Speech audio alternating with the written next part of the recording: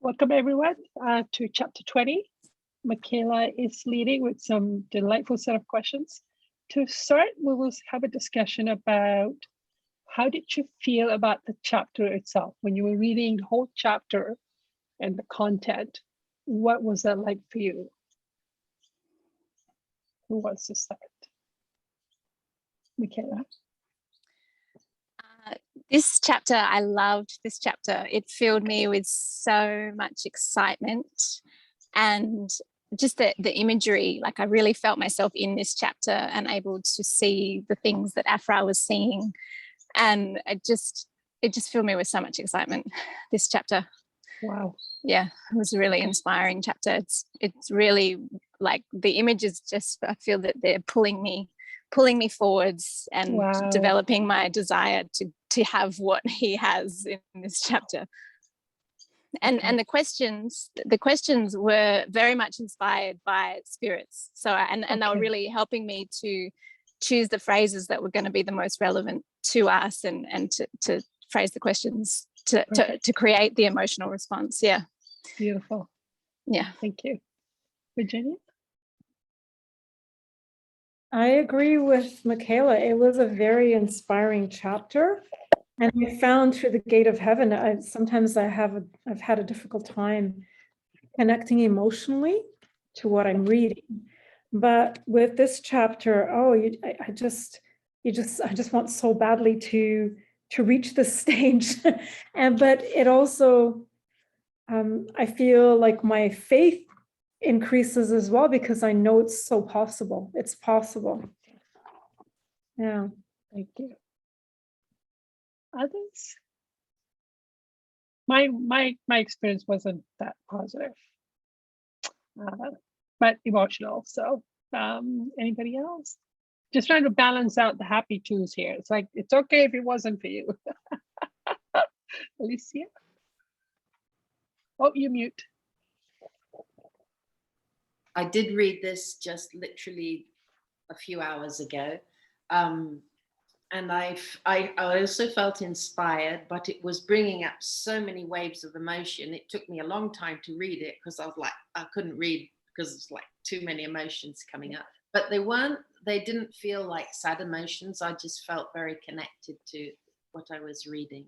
Wow. Okay. Yeah. Thank you. Anybody else? Judith, do you want to share?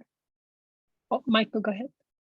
It seemed, I've read it a couple times over the past few months, not with the questions in hand, and it seems fluffy and more impressionistic. And I wonder about that workshop of the infinite. I mean, can a person really be where creation began? Right. But I feel like he's trying to explain something that's really difficult and put it into words, you know? So it was not something I could grasp. It didn't seem very concrete. It seemed abstract. Yeah. So I have to go back to it. Thank you. So Judith, no comment. Okay. For myself, I felt like, whoa, hold on a minute. Whoa, this is this is way over my head. Are you expecting me right here to try to imagine you actually having a 6-year experience? I don't think so. So I felt like super overwhelmed and like, this is way over the top for me. This is too much. I could feel my IQ being, it's like, yeah, too much material, too much to digest. And I think mostly it's unworthiness as well. It's like that I could feel the invitation that, yes, someday we can all be perfectly capable of having these experiences, but I think it triggered that why would somebody go to that effort just so I could experience, I guess, that an important feeling that I'm connecting to, that I'm not important enough for somebody to orchestrate so much that you get to experience the beginning of creation, that he was actually right there where God is. Like, ooh, I'm not important enough to have that kind of experience. No thanks, I'm good. So I feel like I'm rejecting it because I'm not important enough. So it triggered me, and I could feel myself even intellectually shutting down from trying to even imagine such an experience. But at the same time, I could feel this clear feelings around me of faith saying, but this will be done for you. This is available. So I could feel the invitation, and I could feel my personal rejection of it. And it was beautiful that the feeling of I'm invited to this didn't leave me. So that fate or that invitation by my guides didn't get shut down. I can still feel it even now as we speak, even though I'm saying, no, thank you. I'm not going to even imagine that scenario where I can be where God is and see how that came about. I can just feel my brain's twisted in knots going, what just happened here? So it's almost as if it was a good thing that I only read it in the last 2 hours, because I'm like, wait, this chapter is saying what? So I'm still in the shock of it. And that's my reaction. Okay. Question 1. Let's go ahead. Okay, so question 1 is from page 167. I'll just read the quote. I am like a prisoner looking through the bars of my cell across an untrodden land. Shit, sorry, my phone just rang. Beyond which freedom lies. I have neither path, compass, chart, nor sun to guide me. Only my longing to render a needed service to my fellow pilgrims. If I do my best and fail to make myself as clearly understood as I would like to be, forgive me. Others will come after me, and they may leave a clearly marked path by which the desired end may afterwards be attained. So I love the passion that I feel from Aphraar in this statement. And I feel that this statement beautifully illustrates the network of humans in action that work so harmoniously together to bring about change and truth. Can you imagine one day knowing that you are a perfectly crafted piece of this infinite puzzle? You know your place, you know your worth. And how does that make you feel? We start with a bang. Who wants to start?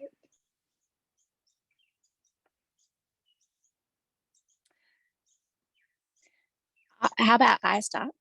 Yeah. This made me feel excited, but also unworthy. Like I love what you just said, Mila, about the invitation's there, but where I'm at right now is not there. And for me, it seems like it's very much in the future. And right. And I recognize for myself, I have an addiction to the future. So it's important for me to bring it back to the now and to accept this truth that I am worthy and I have a purpose. And the phrase in that section that just touched me the most was my longing to render a needed service to my fellow pilgrims. And I know I have that. So I like that I have that and that I can develop that. Yeah. Wow. Okay. Yeah. Thank you. Virginia? Yeah, I really enjoy this part, and it draws my attention to building my home in the spirit world and what I'm doing right now to do that, to make this possible. But there's also sadness, because I believe this is where we started, in the 6th sphere, the actual conception of our soul. So this is where we came from, and now kind of makes me angry that there's so much work to get back there again, to get back to where I started. And I really want to go back there, but it's, it makes me think of that when Aphraar spoke of that chasm and how great this was, then yeah, I really see that. Yeah, it's similar to me. You see the distance between here and there, and it's pretty sad. Yeah, I get that. Yeah, thank you. Michael?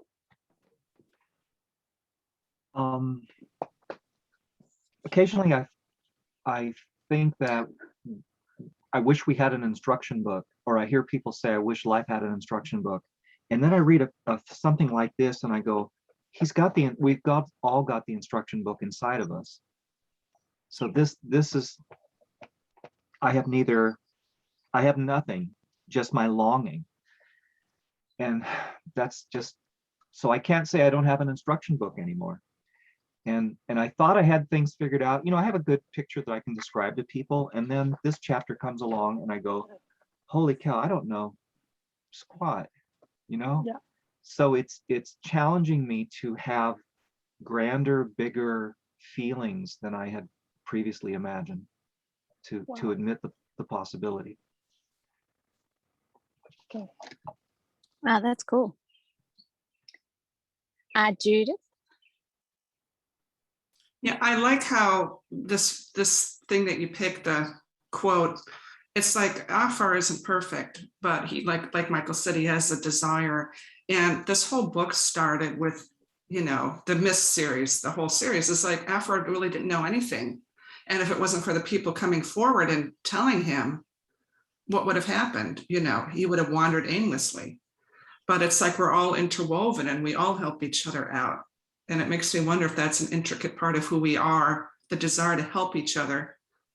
Or is it something that we learn and grow as life goes on? But if it wasn't for that, he would not have grown and entered to the gate of heaven. And I like the part how he says, well, I might not be giving you everything that's perfect, but someone else will be able to come along and fill that gap in. It's very sweet. I like what you said there, Judith. How did you phrase it? Is this intricate in us that we help each other out? Right. Like, is it something that is really a part of us, or is it something that we learn?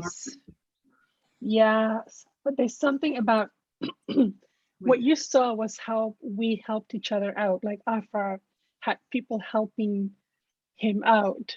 I feel like there's something you just said there, Judith, about there's something about how we help each other out, that there's something important about this. And I just want to point it out going, Judith, I think you're onto something there. Something in your soul is stirred up about this concept. And if you let that grow, I'm curious what you will discover about it. There's something important going on for you in that statement. I guess I kind of compare it to, like, I came across a video where he talks about humility, and he says we weren't actually given humility. We have to learn it, because first human couple was perfect, but they didn't have any humility. Right. So, and I thought, is the desire to help others like humility, where we're not necessarily given it, but we have to learn it. I love your questions and saying, and I will wait for your answers. Let me know when you have them. But this feels like something that is for you to explore. Like I'm saying, wow, go explore that, Judith. There's something going on here that's important in this question for you. And I'm interested. Yeah, that's a beautiful question. Thank you. Can I add something to that question? Because I had a bit of a feeling about it, like, because he talks about that it's about the longing to serve other humans, and to God, the humans are his highest creation. So I feel like the aspect of our personality that is our passion, and that what we will contribute to humanity will be about other humans, because we're all the highest creation. That was just the feeling that I got, and that gave me like solace. It's like within everyone is this passion to help the other, and that's our being, our way of being when we are connected to God. That was exciting to me. Wow. Okay. Okay. Okay. Can I share mine? Yes. So what I got about that phrase that you picked was that I have neither path, compass, chart, no sun to guide me, only my longing to render a needed service. So what that made me feel was that it's okay to not know what I'm doing. How does it fit in the big picture? Am I succeeding? What's the outcome? Am I coming or going? What am I doing? What's the plan? Do I have it? And because I do feel confused a lot, and that this is part of what it's like. It is part of the process to feel like, I don't know what I'm doing. I'm just going to go ahead and take some steps, and hopefully it fits in some big picture, and hopefully it turns out it was the right thing, and blah, blah, blah, blah, blah. So, and I also like that there'll be others who can pick up the mantle and carry on with the work, that I only need to do my one piece about it, and I don't need to have it make sense to me in the moment. A lot of us have this feeling of, where do I fit in the big picture? What am I doing? What is the compass? What's the direction? How do I, like Michael said, what's the instruction book? It's okay to not know it. It's okay to not have the picture, and to just go ahead and do your one piece about it. And then eventually it'll all come together. That was a reassurance I got from that passage. Yeah, and I think, Mila, you're really great at taking action. You know, you don't dangle too long in the doubt. You just take action, which I think helps the process move forward. Lots of bumps. Yeah, but you engage with all those bumps. Thank you. Alicia. Oh, you mute. That was a perfect law of attraction. I put my hand up and then you said that, Mikhaila, because I was just thinking, I've so wanted the compass, the chart, the da-da-da, because I felt aimless in exactly where I'm going, except the point that most people have pointed out, that I want to be of service. And I can see I've been making that as an excuse instead of taking actions. And it's just about developing my desire for that, and everything else will be shown in the moment.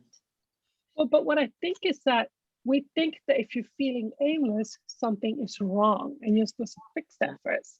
But what this passage is saying is, oh no, that's just how you're going to feel all the time. Don't worry about it.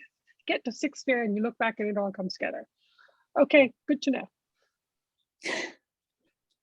That's what I got from it. That feeling aimless is actually probably a sign going, you must be doing something right.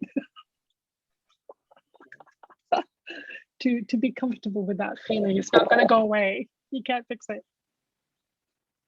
Yeah, cool. I like that. I didn't see it in that way. Thank you. Michael. His desire to do service, attracted all these experiences to him, and this event that took place that he describes. And God knows us so well, and knows our potential, and here we all are together, listening to Aphraar's story. So it gives me something to chew on too, and also for those who may come after us, in the recordings, I want to make a comment. Maybe you'll agree. He says something about those that will come after him. In his recordings with Jesus and Mary, he seemed surprised that Jesus found a way to come back to earth. So I don't think he was aware that Jesus would come back, but he was talking about other teachers through other mediums probably. And then how much his book is giving comfort to Jesus. Guess who is helping? And I'm so grateful that is there. Sometimes I feel sad that I'm not much help to Mary and Jesus at this point, but they have that book. It was really helping them. So it's beautiful. And it's like what Judith just said. It's like this feeling of, we have this feeling of wanting to help each other. Is that something you cultivate? Is that innate? But then could that be then that as you desire to help each other, like Michael said, your potential starts to get triggered into developing? So we're on to something here today. Okay, let's just keep cooking. Oh, Michael. And Aphraar was engaged. He was passionate. He was curious. He took action. All these qualities, and he gives us an example of what we can add to our lives. But I like that he corrected, that he reframed it by saying, and you feel like you have no compass and lost. And that's part of it. It's okay. That's all good. I think I like that correction to the path, because I think a lot of us hold back because we think if I'm feeling lost, then maybe I should wait until it feels less, until it gets more clarified. When that big piece right there, Aphraar just said, you know, you feel you have no compass, and that is what it's going to feel like. That's some, yeah.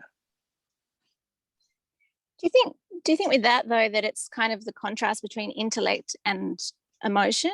Like, you know, because I find when I'm running around in my intellect, that's when I feel like I don't know what I'm doing. But then if I actually drop into emotion, that stuff kind of drops away and I'm just in that experience of the emotion. But you still do not see a need to know the compass. Or maybe you feel even more doubt because you're in your emotion and you can feel the fear. But yeah, you do feel like I only need to know the next step. Or not even. I'm just going to take a step and hopefully the ground is there. Or if I happen to be falling, there's a parachute on my back. I hope. Or wings. Or wings. Or a trampoline at the bottom. Or the ocean is only 5 feet deep and I can just stand up. If I don't know how to swim, I can keep going. Okay, let's. Next question. Yes. Okay, this is on page 168. So I waited patiently until the light of guidance should come. It seemed to linger through a time of strenuous testing in which I held my confidence without a thought of doubt or wavering, kept my trust inviolate, even to the extent of wondering how I could maintain it. Can you imagine being in this state of trust and acceptance of God? And can you reflect on times in your day where you are in that trust and where you're not in that trust?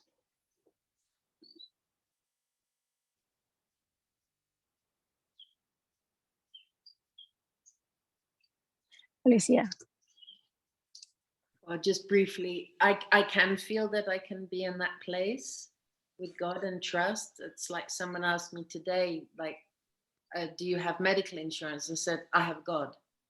Or do you have whatever? I have God. Somebody asked me about what will you be doing in the next year, because I had to sign a contract for a year. I said, I don't know. I have no idea what tomorrow will bring yet.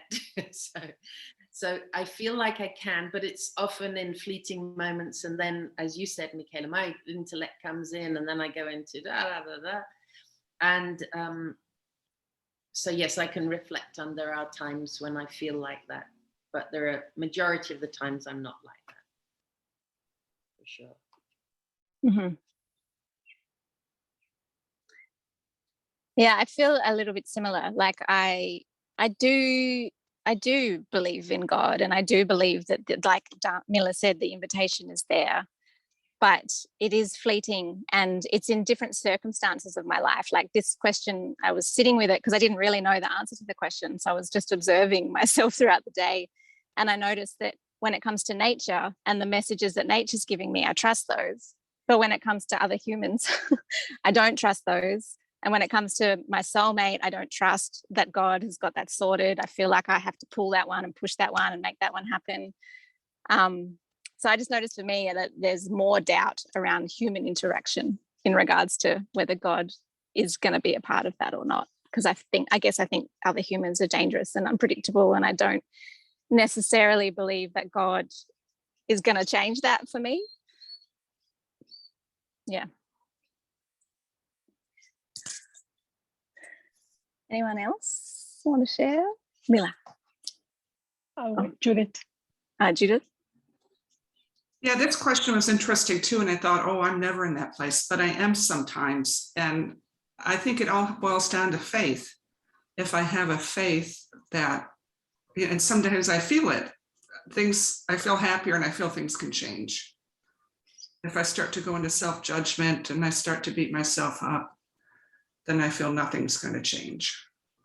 Or if I hit a roadblock of like, I don't want to feel my anger, nothing's going to change. Wow. So your faith inspires and support you in giving you that courage and I guess truth that things can change. That's where you Wow, that's beautiful. And that will pull you forward. Like if you are in that place of faith, things can change. It will propel you to take action because you expect it to.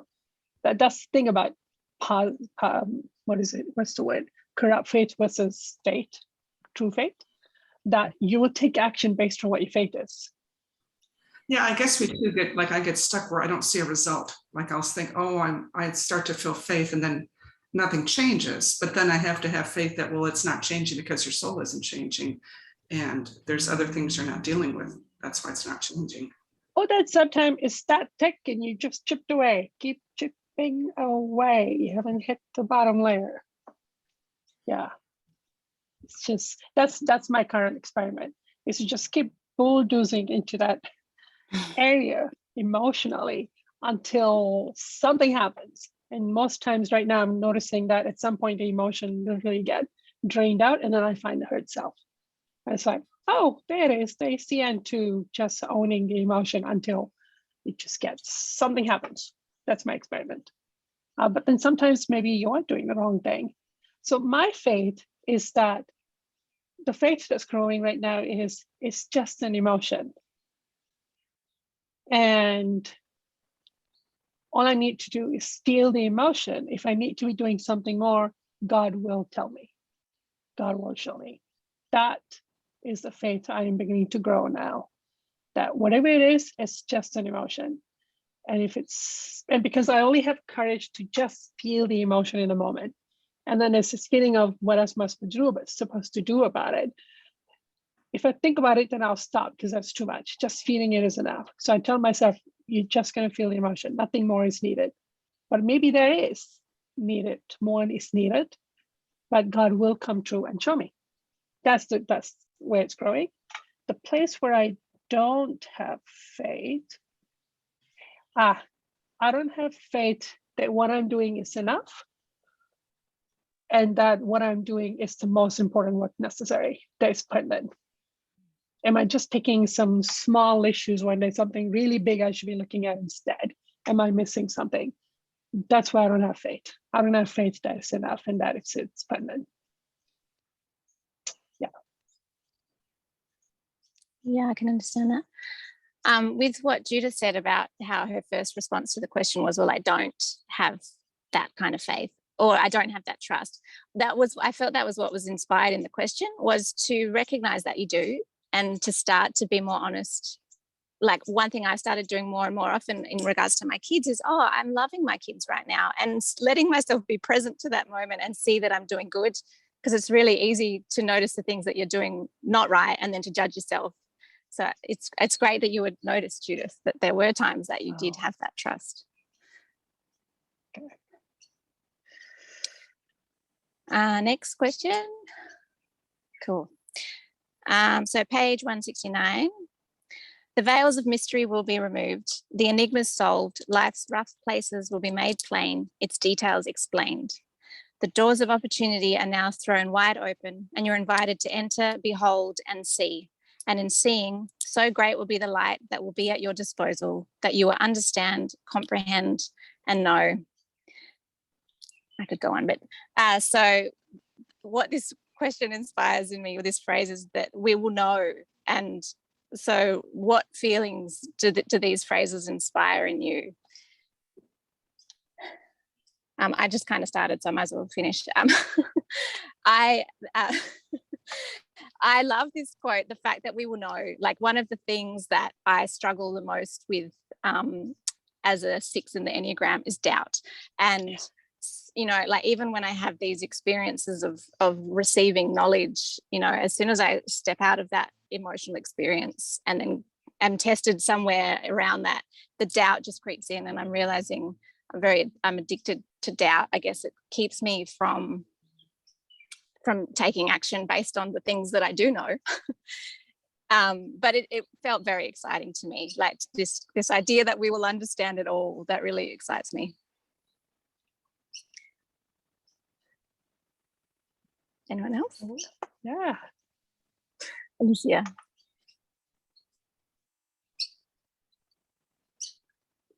Alicia? Oh, I also have I also have a lot of doubt, but it also inspired in me.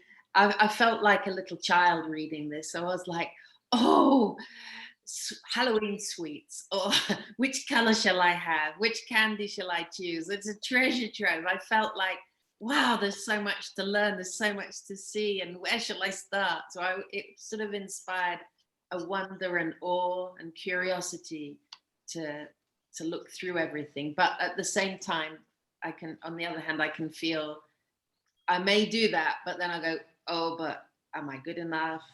Will I manage to do this? I'm not sure about this direction, etc. So it's sort of a dichotomy for me. It's a good thing that we have an infinite life, hey? So we can follow all the avenues of the things that we get to find out about. Yeah, and that's interesting because obviously on this path with divine truth, it's more like that's the way. I will sort of feel like in my past existence in this life, I feel like I've done a lot of those different avenues, and it's now coming like, no, this is where to go to. But it's almost like you're going through the funnel. I think I had this vision yesterday, and as you let yourself be squeezed through that, oh, wow, then something opens up. Yeah, that's totally how I see it as well. Yeah, I think that funnel phase is these are addictions I gotta go phase, and then afterward, do whatever you want because you're not harming yourself. You're not harming anybody. Go play. Do anything. Like, can you imagine the freedom that you can do anything you want, knowing there's no penalty? Whew, I think it's worth the pain right now to get to that phase. Yeah. But then engaging your passion along the way is also part of the way to get through the funnel, probably. I don't know. And it's okay that I don't know. Someday I'll find out. Yes, you will. Judith. Yeah, I also really like the excitement of it, like you can learn anything, but I also realize it's like you don't have to learn if you don't want to, basically. Like how much in life we're forced to learn. We have to learn things that we really don't want to. And here the whole door just opens up and it's whatever we desire. It's really easy and it's all there. As much of it as we want to, as little as we want to. That's what I liked about that. Yeah, I imagine as well that once we get to that point where we're, aligned with God, that we will desire to learn, because I think, now whilst we're here, on earth, as you say, learning is quite painful. So we've got those emotions of resistance or rebellion potentially to the learning. Yeah. Can I share mine? Yes.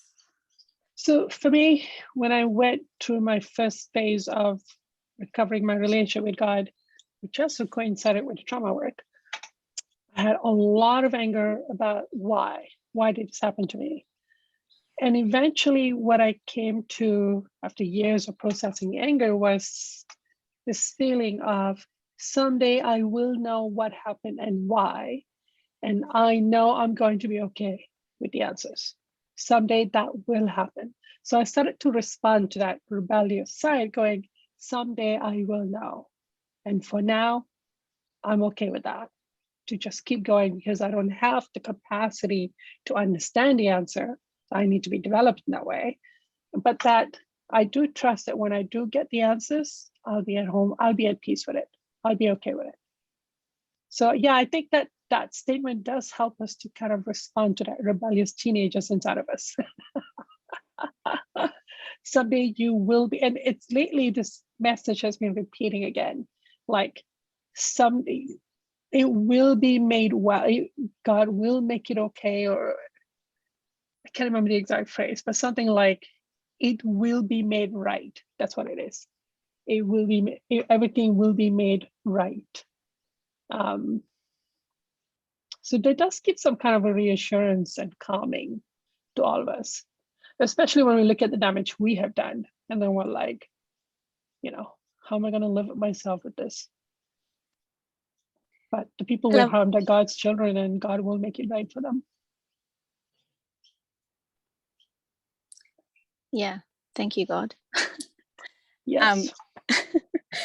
I love what you said about how we don't have the capacity yet. So it's not that we're bad or we're wrong or anything. It's just that we are where we are, and we just don't have the capacity yet to understand more. I like that. Well, I can't even intellectually read the chapter, never mind experience what Aphraar is experiencing when he said to see how it all came together perfectly. It's like, whoa, yeah, no, there is way to be developed in the meantime. Mm-hmm. For sure. Yeah. Virginia? I'm not really sure, I guess, why with these questions. I'm just really feeling like what is really lacking in me is faith in myself. Because I keep looking at my faith in God, and I'm thinking, well, I do have faith in God, but I keep, and my guides, and I know that there's love there, but I feel like, am I getting the right messages? Did I get that right? Am I going to do the right thing? And I'm wanting to take more steps, find things out, and if it doesn't work, it doesn't work, and to see if that will help build the faith in myself. But throughout this, I'm just really feeling like, even listening to all of you speak and answer these questions, is that it's my faith that is lacking in myself. That is what I feel like I need to work on that. Yeah, that's coming through for me. Jesus talks about, I think maybe in the 2016 groups, about how he has very little faith in himself, but how it was his faith in God that inspired his action. And one thing I recently was able to open up to was faith in Jesus and Mary, like even just trusting them and so taking action based on what they're telling me, even though I don't believe it's true, I don't believe that I can come through it, but letting my belief in them pull me through. And I imagine along the way, that's when your faith in yourself will start to develop. Okay, thank you. That was actually really good to hear that right now. Thank you for that. Anyone else for that one? Nope. Okay. So this is from page 172.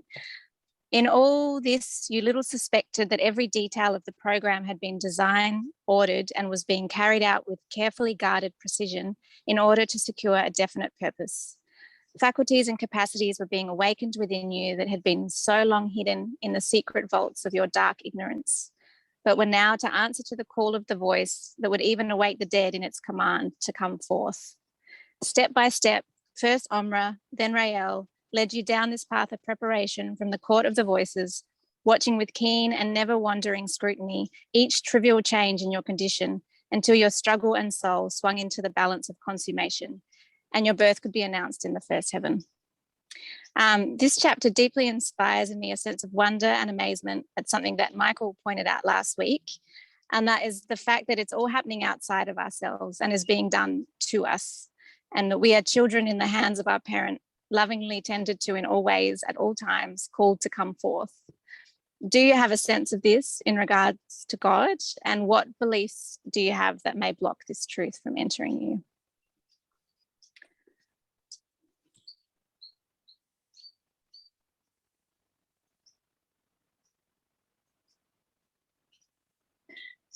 I kind of have a sense with it, like even I think, was it Judith or one of you said about how we're all here together and we're all inspiring each other's potential. And I just, ever since last week when Michael made that comment about it's happening outside of us, it's like, wow, no matter how shitty I am or how unworthy I feel, this is going on around me all the time, never stopping. And I feel like that's really opening up in me to connect to that as a truth, and to have, we don't have to push, we don't have to work it out, we don't have to understand it all to make things happen, which is how I've always kind of approached my life until more recently.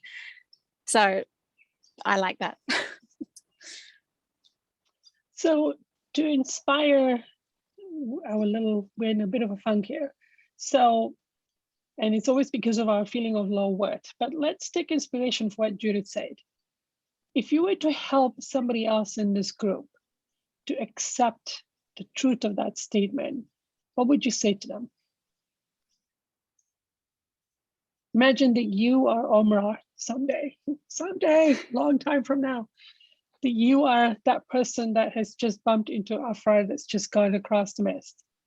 How would you help? How would you help somebody else in this group right now to see that statement, to accept it?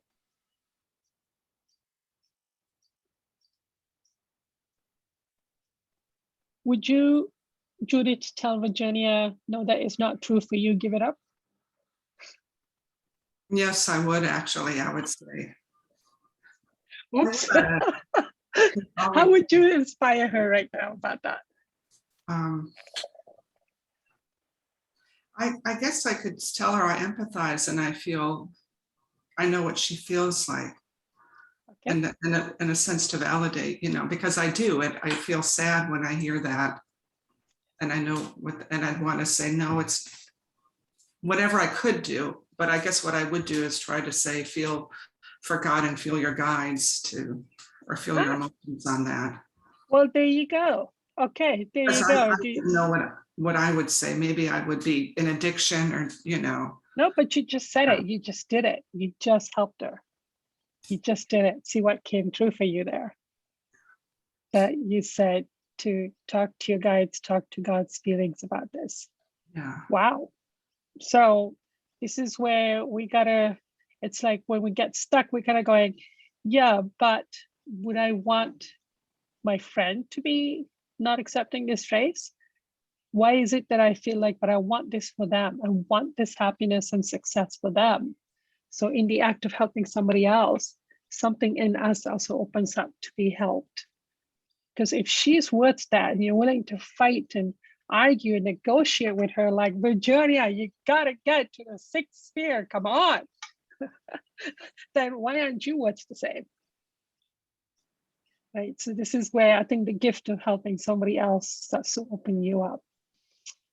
So yeah, so you guys look at other people in this room and start thinking about what this statement could mean for them and in their future happiness and why you would want that for them, so that you can then open up for yourself. You're not doing it for you, you're doing it for others. Just start, because again, it's helping somebody else that gets you out. A lot of my battle cries over my children. I will not accept this reality for my children. This is gotta change now, blah, blah, blah, and off I go fighting. So, at some point I go, aren't I worth that too? So then slowly that self-love can turn towards yourself.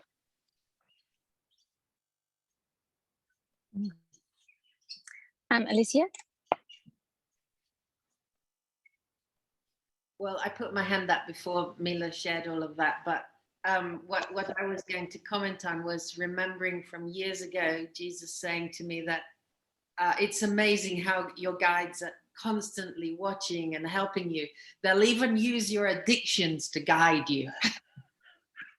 So it just reminds me of God. We're just so supported and every little thing is being watched so intricately, and we're being guided constantly, and that's knowing and feeling that support is actually there.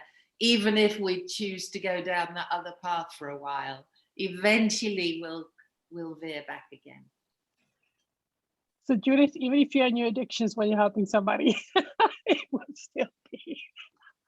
That actually makes perfect sense, because I've done some addictive things and I realized that, it actually helped me. Like my book, for example, when I wrote it, there was a lot of addiction, but I learned from writing it, things in it that were important for me to know. And I also want to point out, Judith, how the gift you just gave to Virginia has now grown, because now Alicia went, oh wait, that's the time when Jesus said that. And now, do you see how it's now beginning to get bigger and bigger and bigger? One advice, our guides are helping us, which is what this paragraph is about. And now it's being reinforced. But it was that thing that you felt earlier, something about helping each other. There's something here, and I could feel something in you that was kind of like, whoa, something powerful just happened here. So may I just add Go ahead. also, Sorry. knowing that I hadn't really prepared very well for this, or practically not at all, I just was like, you guys, I need help. I don't know what I'm going to say, what's going to happen, but I'm sure you've got something to say, and anyone else you want to bring along, that's fine. So it just was a feeling of I'm not alone, and it's all going to be okay. Wow. Okay. Michael? I don't know how far I can go with this feeling, but as I look at you, what I would want to say is from something greater than me, you know, and inspiring. And I know it's going to be as much for me as it is for you. And I think I could meet somebody coming through the mist, or if I did meet somebody coming through the mist, I would say, welcome. Everything that I'd say you're in good hands. Everything you've done into your life has prepared you for this moment. Wow. You're in a new country and you don't realize it yet, but you're on a track. And it may go up, may go down. It's going to be undulating. It may be like a roller coaster. You may get off on side tracks. It may seem like there's no track at all, no bridge beneath you, but there is. And every time you go left, if you need to go right, you'll be brought back. Every misstep, every misdirection will be corrected in the right time, in the right way, in the most loving way, to help you discover and turn into the most wonderful being God has imagined.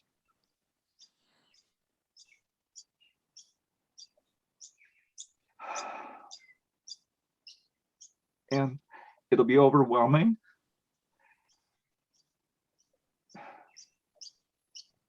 but it's worth it to discover how alive and what a treasured part of the big picture you are. And so be on your way, share some of my faith, share some of the trust of those who have gone before you, and you're not, no, you're not alone. So I'd go like that. Well, Judith, there you go, done it. Now Michael's channeling his guides and it just keeps growing and growing. Wow. Wow. Okay. You are a treasured part of the big picture. Wow. You know, Michael, I feel from what I felt from listening to you, what you're passionate about seems to be about the redemption of the soul. How the soul gets redeemed through that seems to be there from what I'm hearing so far. Thank you. All right, amen. Okay. So, any other comments about this question? When you said, you know, look at everyone else and see what you would like to offer them, what came for me was to spend time reflecting on your past and when you have wanted to help others. And the feeling about that is that the more that you recognize that innate feeling within you will build your trust in recognizing that it's the same for others and that, you know, it's all interwoven.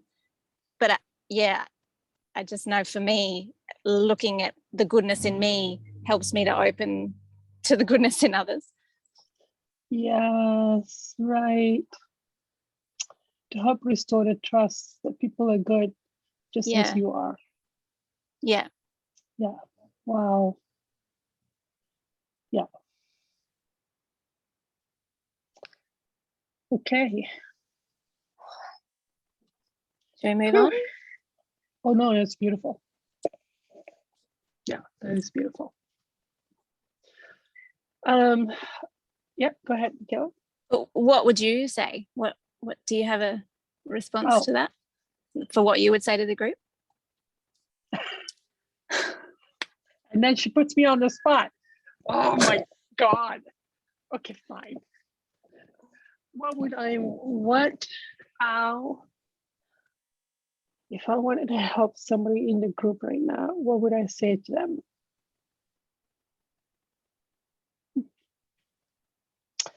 That God is real. God is real. Go for it.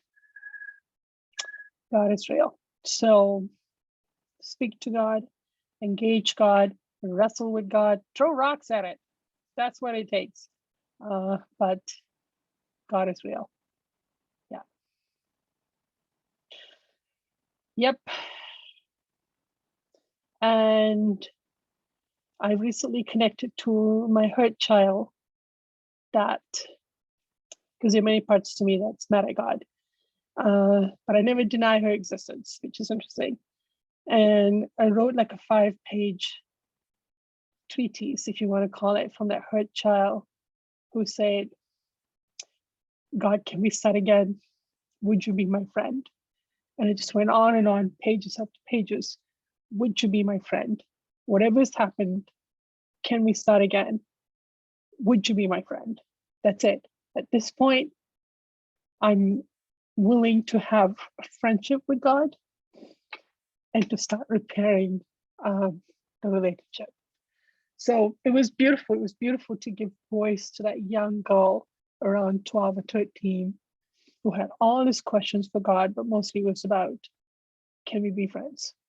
Let's start with that. I need to get to know you like a friend would. Like in the chapter, there was a sentence that said something about the rewards you get when you love God. And I just started crying, going, but I don't love God.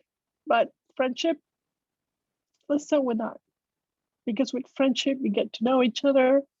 And a lot of the abuses that happened to me as a child was under the guise of friendship.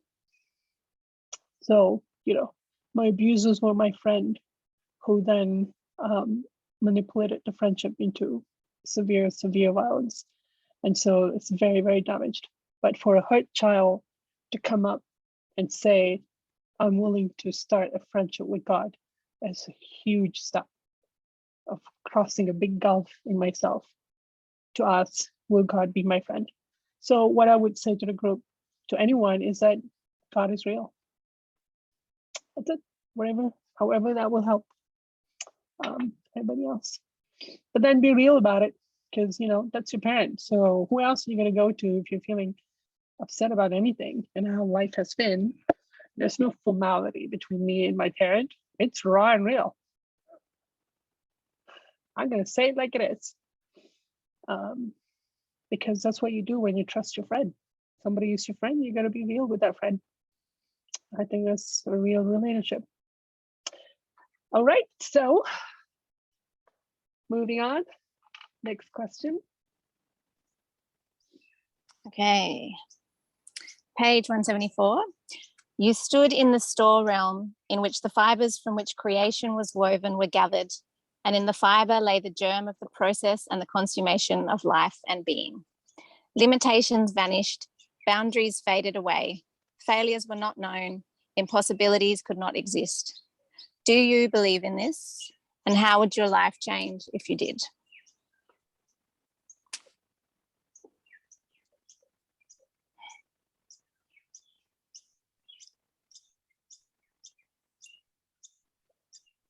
Can I say? Oh, Virginia. Virginia. I really like this. what it feels like is life would be amazing because I wouldn't act out of fear. And also with what Michael said, which thank you for that, by the way, because it just felt so loving. The message was coming through, that if you take a wrong turn, that you're going to be lovingly brought back. So I just look at that and go, what's my deal? What am I afraid of? There's so much in place to assist me. And this, fear of failure and doing the wrong thing still exists in me. So yeah, it would be fantastic to just let go and to just really feel this, really have faith. And that all this is happening for me. Yeah, so much freedom in that.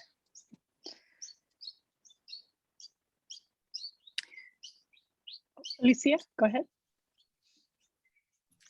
In a short way, I would say I wouldn't let what I think is reality get in the way of my dreams and passions. That makes sense. I just wouldn't let everything get in my way. I'd just go for it. I think when you say reality, you're referring to doubt. Reality, well, and yes, and this, yes, the doubt in this almost like material world that seems so limiting. I wouldn't let that reality get in the way. Yeah, not having fear. Yeah. Of the consequences of that reality impacting on your expression. Because I'd be more aware of not the life not just being here, so it doesn't matter that whatever happens here, it's what's important is where you're going to beyond here as well.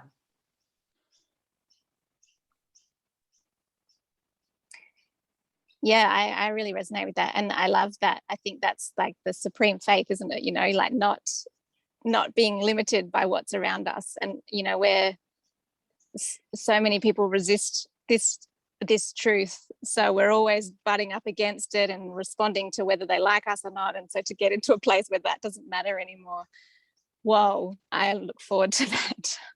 Yeah. Can I go? What I got from that was it actually brought more questions. It was like, how would your life change if you did accept this? Well, then can I finally relax and surrender into the moment that all will be made okay, that I don't need to hustle, there's no urgency, I'm not missing anything, and that all will be made right. Like that's the kind of like I'm asking myself going, can I finally surrender? All will be made right. Can I stop hustling? Can I stop rushing? It's going to be okay. Like what would that do for me if I could live from that place? I think it'll take away a lot of my urgencies, a lot of my,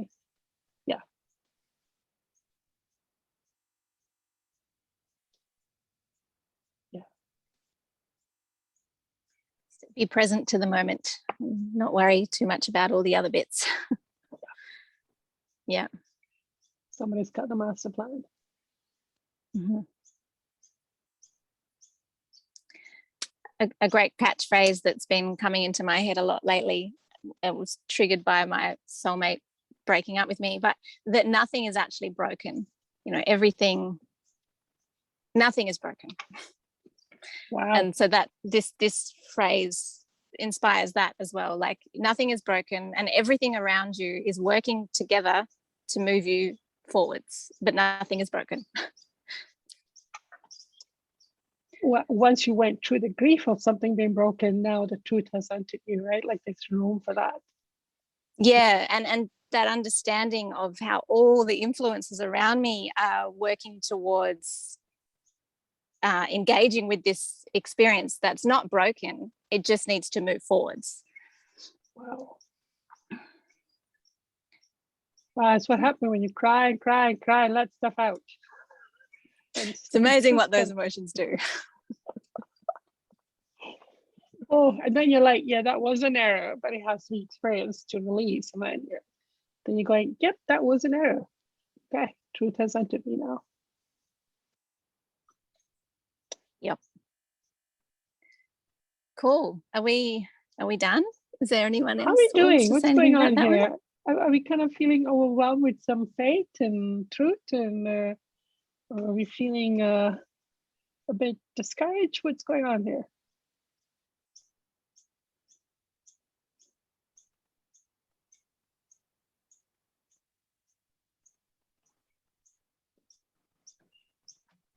I feel a little beat up, Oh, not in a bad way, but just pummeled a little bit by this chapter. yeah. Yeah. Tsunami. Yeah. Okay. Kind of like Yeah, now that we've it's like a good overwhelm, like a positive. I mean, I think Jesus will say all overwhelm is positive, but it's like a positive overwhelm of the implication of the chapter, right? Okay. Alicia? Yeah, it feels like it highlights my doubt and my lack of self-worth. It's highlighting that. At the same time, there's a part of me, let's get off this call and get on with life. There's a sort of part of me like, I want to get on as well and experiment more. But it's definitely highlighting areas that I don't feel worthy in, for sure.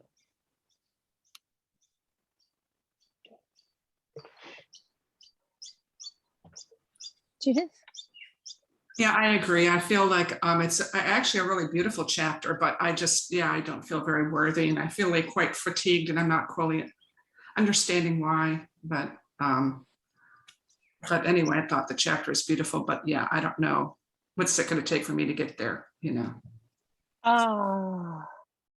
Okay. So the feeling of, yeah, okay. So yeah, we're doing my favorite thing, which is comparing ourselves with like my current soul condition with like that condition. Okay. Yeah. Okay. I like to say, please don't do that. No, But, it's a big thing I do. I've been realizing I'm obsessed with comparing myself to people. Yeah. It And just, this doesn't work, and it's wrong to the people because it's a projection. Yeah. So Yeah, it's taken me 1 3/4 of a book to not compare myself to with Aphraar. Today is the first chapter where I'm not comparing myself with Aphraar. It's taken that long of being bitter and resentful and over to kind of go, yeah, today is that day. I think because that feeling of it will be made right, I think that faith is slowly entering me. So hang in there, Judith, the feeling will go. I know it will. Yeah. Michael?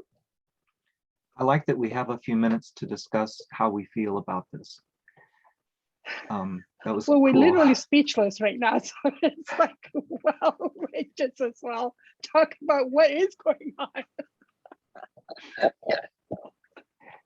I want to add, I feel like a balloon. There's been a balloon in me that's been inflated a little bit, but it's not a little party balloon that you can blow up with one breath, but more like a hot water bottle that's gotten inflated and pushed me out. And I want to take this kind of broken, expanded feeling out with me and not lose it when I leave this space.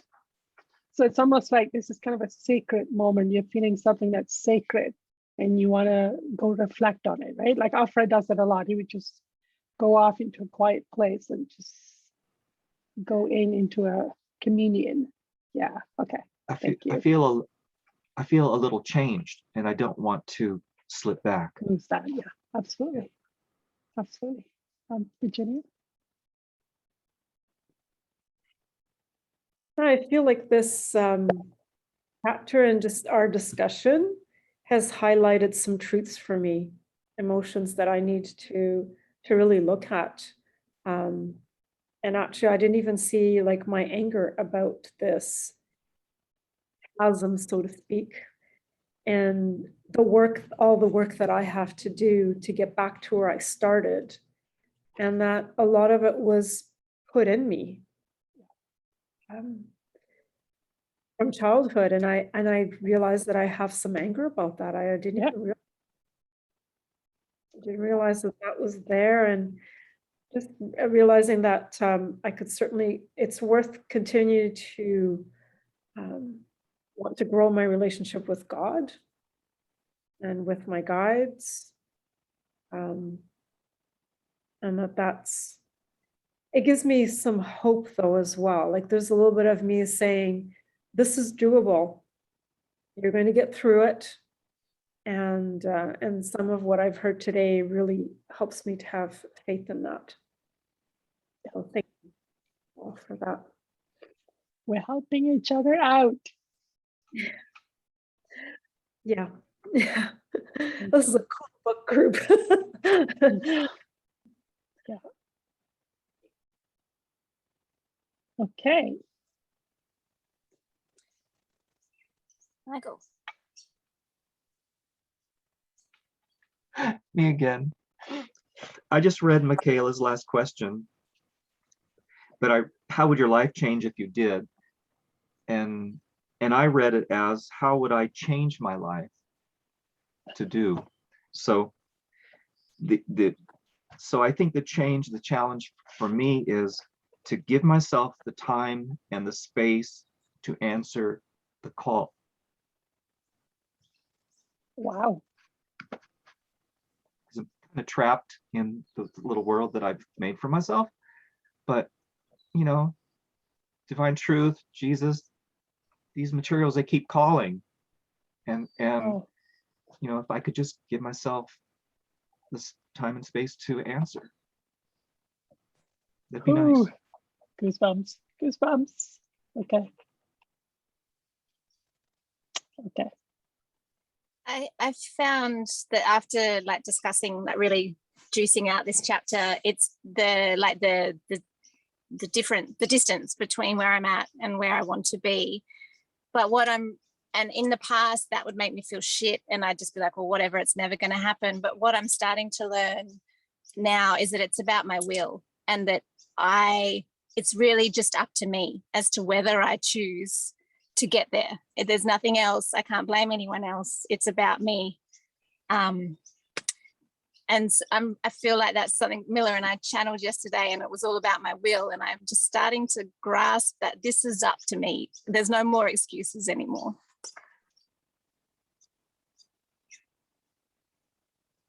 If you do have excuses, they are tantrums, go ahead and feel them. Yeah, helps. like, yeah. I'm not blame anyone else for it. All right, so I'm going to stop the recording of a very powerful discussion. Thank you.